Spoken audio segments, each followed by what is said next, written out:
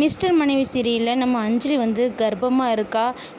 எல்லா பெண்களுமே ஃபஸ்ட்டு கர்ப்பமாக இருந்தால் ஃபஸ்ட்டு யார்கிட்ட சொல்லணும்னு நினைப்பாங்க, தன் கணவர்கிட்ட சொல்லணும் அப்படின்னு நினைப்பாங்களே.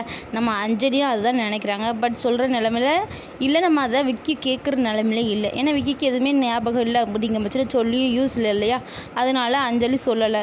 விக்கியோட ஃபோட்டோஸ்லாம் பார்த்து ரொம்ப ஃபீல் பண்ணிகிட்டு இருக்காங்க. நான் இப்படி மாசமாக இருக்கேன், என் பிள்ளை பிறந்தா கூட அப்பா இவங்க தான் அப்படின்னு சொல்கிற அளவுக்கு கூட இல்லாமல் ஆயிட்டேனே அப்படி சொல்லி ரொம்ப ஃபீல் பண்ணுறாங்க.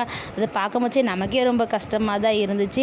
இன்னொரு பக்கம்னா நம்ம விக்கிக்கு கொஞ்சம் பழசுலாம் ஞாபகம் வருது. நைட் தூங்கிட்டு எந்திக்கும் போது சில கனவுல அஞ்சலி ஃபேஸ் வருது. எதுக்கு அஞ்சலி ஃபேஸ் நம்ம கனவுல வந்துகிட்டே இருக்குது, இதுக்கு முன்னால் அஞ்சலி நம்ம பார்த்ததும் கிடையாது சொல்கிறாங்க.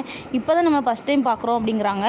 அப்போ அவ கூட நம்ம இங்கெல்லாம் போனது அப்போலாம் கனவுல வருது. நம்ம அஞ்சலிகிட்ட அப்படி தப்பாகவும் நடந்துக்கணும்னு முயற்சி பண்ணலை. அவங்களும் என் மனசில் இல்லையே, அப்போ எதுக்கு அஞ்சலி நம்ம கனவுல வராங்க அப்படின்னு சொல்லிட்டு விக்கி பயங்கரமாக யோசிக்கிறாரு. பட் அவளுக்கு கொஞ்சம் தான் ஞாபகம் வருது, முழுசாக ஞாபகம் வரல.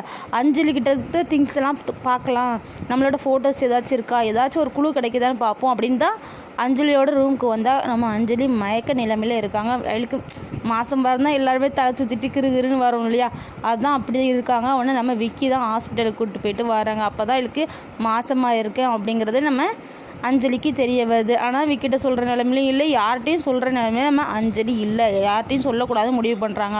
ஆனால் விக்கியோட வீட்டில் உள்ளவங்க எப்படியும் நம்ம அஞ்சலியை பயங்கரமாக வேலை செய்வாங்க. மாசமாக வேற இருக்காங்க, ரொம்பலாம் வேலைலாம் செய்யக்கூடாது. எப்படியும் அஞ்சலியை சும்மாவே இருக்க விட மாட்டாங்க, ஏதாட்டும் வேலை வாங்கிட்டே தான் இருப்பாங்க. என்ன ஆக போதோ தெரில, அந்த கரு நல்லபடியாக வளருமா இல்லை எதுவும் ஆகுமோ அப்படிங்கிற பயம் நமக்கே இருக்குது.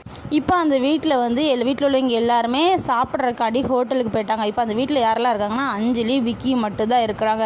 ஆனால் மாசமாக இருக்குன்னு தெரிஞ்சோன்னா நம்ம அஞ்சலிக்கு ரொம்ப சந்தோஷம். விக்கிட்ட சொல்ல முடியாத காரணத்தில் விக்கிட்ட என்ன சொல்கிறாங்கன்னா, விக்கி எனக்கு ரொம்ப வயிறு பசிக்கு, ஏதாச்சும் நீங்கள் சாப்பாடு ஆக்கி தாரீங்களா அப்படின்னு நம்ம அஞ்சலி விக்கிட்ட கேட்காங்க. இது என்ன கேள்வி, நாங்களும் செஞ்சு தரேன் அப்படி சொல்லி நம்ம விக்கி சமைக்கிறாரு. பட் அவருக்கு கொஞ்சம் ஞாபகம் வந்துகிட்டே இருக்குது. நம்ம மிந்தி கிச்சன் செட்லேருந்து வேலை செஞ்சது, அஞ்சலி செஞ்சது இதெல்லாம் ஞாபகம் வருது.